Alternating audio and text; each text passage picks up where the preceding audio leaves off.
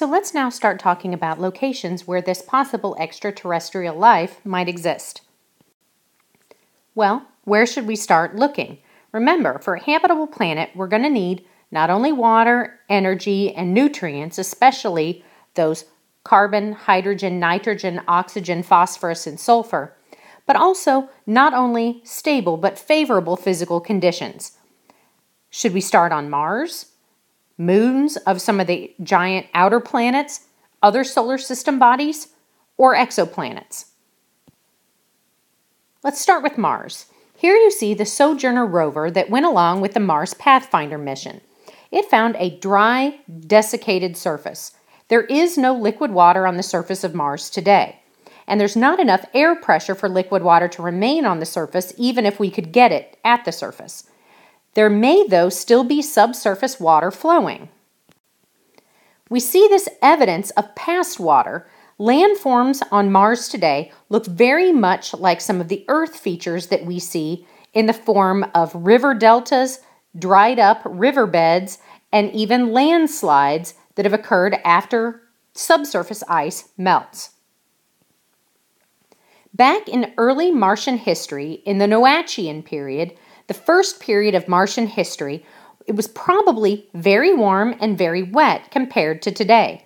Remember, we talked about this image of some of the small, rounded pebbles that we find on Mars that look very similar to those that we see in river bottoms on Earth today. We also see Martian rocks showing magnetic field reversals, meaning that even though plate tectonics doesn't appear to be occurring on Mars today, Mars may have in fact had a protective magnetic field in the past.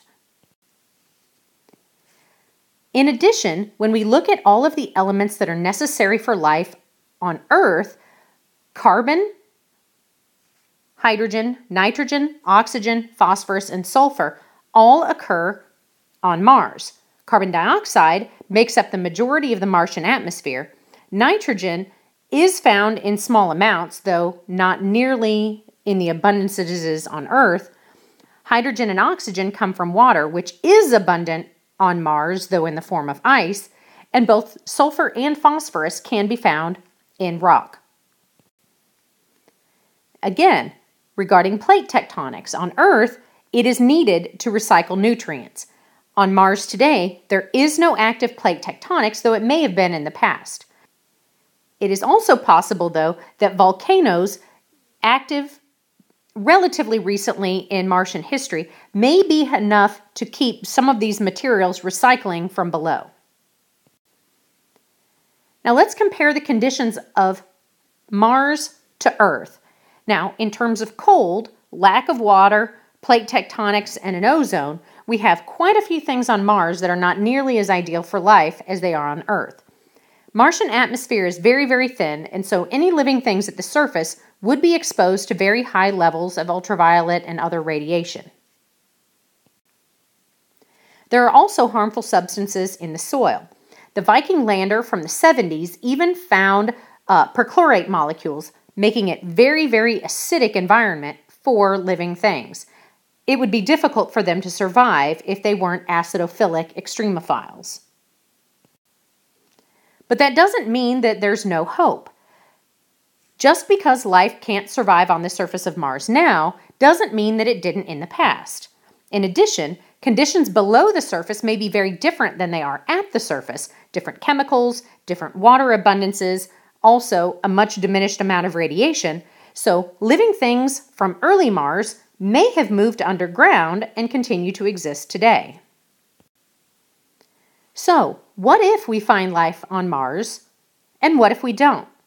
If we find it, that may mean that life in the universe is abundant. Lots of varieties of situations and circumstances supporting life would indicate that life would be abundant throughout the universe. But if we don't find life on Mars, and it never did exist on Mars, then that may indicate that life in the universe is very rare, that the situation, the circumstances, the conditions necessary for life are very, very limited and don't often occur in the universe. So we've been searching for life on Mars, or the conditions for life on Mars, since the 70s. The 2012 Curiosity rover, Spirit and Opportunity rovers that went in 2004, Pathfinder and Viking before them, have all been searching for either life itself or the conditions that life could survive under. So, did we find anything? Nothing definitive. Another concern is that it's possible that we have actually contaminated Mars with Earth life. In fact, I have a professor who says without a doubt he is certain that there are living things on Mars, only that they are not Martians, that we actually put them there. So after all the time that we've spent looking at Mars, seeing smiley-faced craters, mountains that look like faces, Percival Lowell's channels that he thought the Martians were digging, and even heart-shaped craters, are there really things living on Mars? Well, we don't have any signs of life yet, but is it possible that we missed something? It's too soon to tell. Apollo astronauts actually had to enter isolation chambers and stay in quarantine when they returned from the moon. NASA needed to be certain that the returning crews would not affect the rest of people on Earth with some kind of moon germ. Only the first 2 Apollo missions underwent this quarantine shortly after they determined that that really was not a risk. With Mars, though, this is a different story. It is important that we keep our germs off of Mars. Workers actually assemble spacecraft in clean room environments, sterilizing all the spacecraft to make sure that we don't accidentally contaminate the surface of another planet, basically by cooking in a giant oven to prevent forward contamination. The quarantine of the astronauts returning from the moon is separate. It's called backward contamination prevention. The direction depends on whether we're talking about moving our contamination away or bringing other contamination back to the Earth. Beyond Mars, there are other possibilities for life in our own solar system. One of the Galilean moons, Europa, that surrounds Jupiter, is one of the 4 largest moons that was discovered by Galileo back in 1610.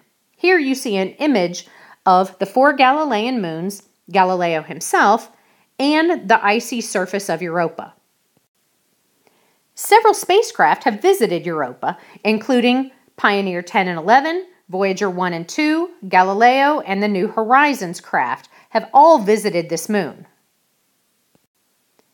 Now, even though Europa is a very small icy body, about the size of Earth's moon, it's tidally locked with Jupiter, meaning that it always has the same side of the moon facing the giant planet. As the moon orbits Jupiter, Jupiter's gravity flexes the tiny moon, keeping the interior of it somewhat warm. Europa also has very few impact craters, implying that the surface is relatively young. Still, though, we see a lot of lines crisscrossing the surface in many different directions. It's thought that as Jupiter's gravity flexes this moon, it actually may create tides within the moon, causing the moon to crack and having warm water welling up from below. This may mean that Europa has a large subsurface ocean.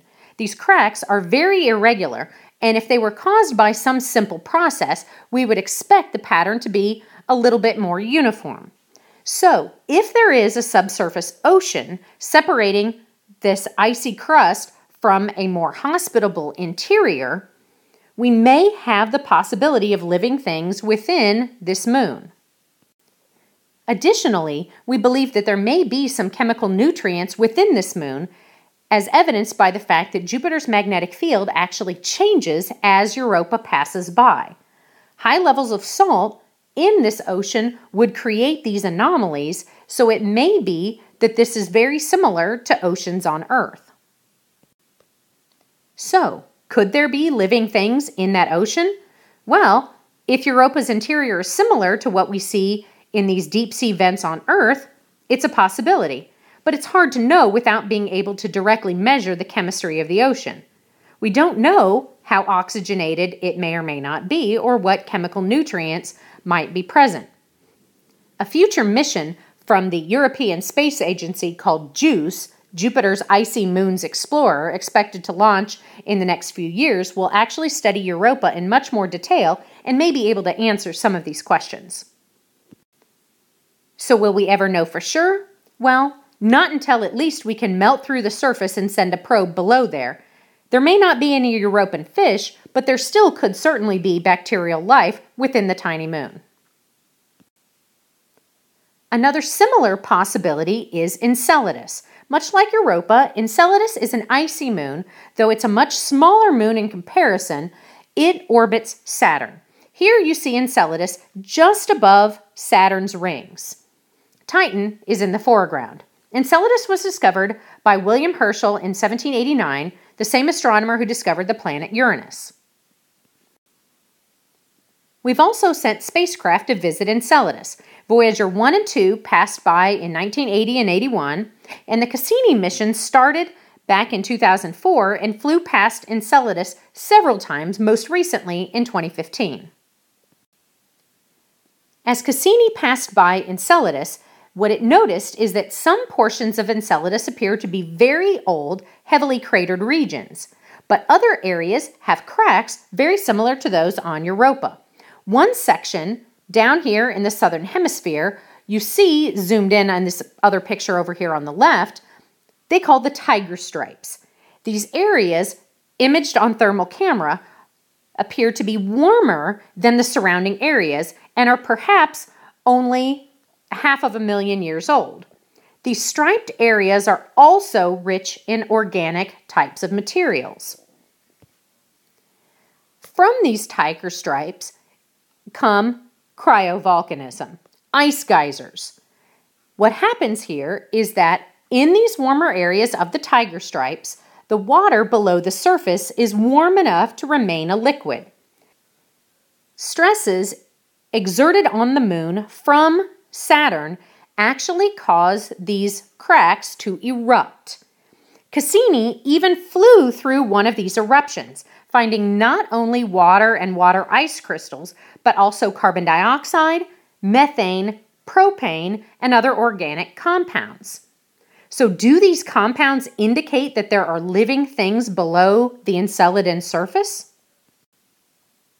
For now, there's no way to know, but it is noteworthy that these complex compounds found within the moon may be formed by chemical reactions that are actually occurring within that moon. The liquid ocean under Enceladus is probably formed similar to that of Europa as a result of tidal heating as the planet squashes on this small moon. The other possibility is maybe radioactivity. There's a possible mission that will be occurring at some point in the near future called the Titan-Saturn System mission that may study Enceladus more closely. And though Europa and Enceladus get a lot more attention for their subsurface oceans, there are other bodies in the solar system that seem to probably have one. Ganymede, the largest moon of Jupiter, Triton, the largest moon of Neptune, and even Pluto and its largest moon Charon probably all have subsurface water. Beyond just thinking about water, though, remember, Saturn's largest moon, Titan, has lakes as well. Though not composed of water, its liquid is natural gas. Titan is also the only moon large enough to hold a thick atmosphere, which may provide for additional possibilities regarding chemical reactions. This is a radar image that was taken by the Cassini probe. Cassini and the Huygens lander have documented landforms including mountains, river valleys, but also lakes, rain, and other erosive properties associated with the methane cycle that occurs on Titan. It may also have a subsurface ocean, though we don't know whether that would be of methane or of water origin. Remember, it is possible that other forms of life could use methane for reactions rather than just water. There are also methanogen extremophiles that use methane for a source of energy. It is possible. There are also other locations outside of our own solar system where extraterrestrial life could exist. So we need to start looking at exoplanets, planets that orbit stars other than our sun as possibilities as well. There are several methods that exoplanets are detected. The two primary methods are called the transit method and the radial velocity method. In the transit method, what we're looking at is a way to detect the planet just by looking at the star. As we look at the star, what periodically happens is a planet passing in front of the star will cause some portion of that star's light to be blocked. So when we see a drop in the apparent brightness of a star, we can then infer that a planet has passed in front of it. This is the method that the Kepler telescope uses to detect exoplanets. Another method, the radial velocity method, uses the Doppler effect to measure whether an object is actually rotating in a direction toward or away from us. Measuring this apparent wobble of a star indicates that it's being tugged by a planet that's orbiting it. The astrometry method is very similar to the Doppler effect method, but it relies on the wobbling alone, not on measuring the different wavelengths of the light.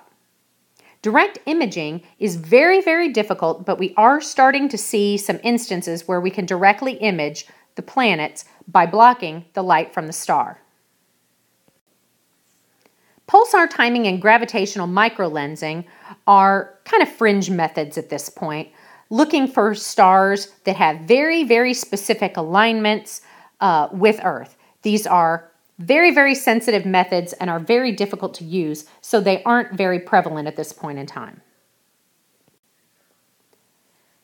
Now, taking a look at exoplanet discoveries through the years, we see that early discoveries were very few and far between, with not a whole lot going on. But since the Kepler telescope and the K2 mission have been in effect, we see the number of planets that we're discovering over time greatly increasing. Early planets that we were detecting were mostly gas giants, which we know are unlikely to harbor life. We're now starting to get to the situation where we're able to detect Earth-size super-Earth and at least sub-Neptune level planets with a lot greater accuracy. So the ability that we have to detect planets that may harbor life is getting much better. Here we see the new Kepler planet candidates. What we're starting to notice is that we have more planets that we're able to find that have shorter orbital periods, meaning that they're probably relatively close to their star and able to be in that habitable zone. For example, the Kepler-69 system. Compare the habitable zone of our own solar system, where Venus is at the very beginning and Mars is toward the outer edge of the habitable zone in our solar system. With the Kepler-69 system, there's one planet that's far too close to the star to be habitable, but there's another one that's just on the edge of that habitable zone that may be capable of sustaining life. The Gliese 581 system was one of the very first ones that we thought could be capable of sustaining life. Though Gliese 581 is a much smaller mass star as compared to the Sun, and its habitable zone is much closer to the star than it is in our own solar system, there are a couple of planets within that system that could be within that star's habitable zone. Take a few minutes and Google the Kepler orrery animation and see just how many multi-planet systems Kepler has found. This next image is showing a very similar orrery, though from a different date. We've even found planets that are orbiting double star or binary star systems. Such planets would actually have two suns in their sky. We don't yet know whether that would be a stable enough situation for which a planet could develop life. And in addition to having a habitable zone around a star, there may even be a habitable zone within an entire galaxy. It's quite possible that anything too close to the center of the galaxy would be unable to sustain life due to extreme gravitational interactions, just would be too busy of an area for life to take hold. On the opposite side of things, if you're too close to the galactic edge, it may be that there aren't enough stars to have enough supernova explosions to have all the required elements for life to be abundant in any of those planets. Our sun is not only in the Goldilocks zone of the galaxy, but our planet is in the Goldilocks zone of our sun. And there's always more out there to find.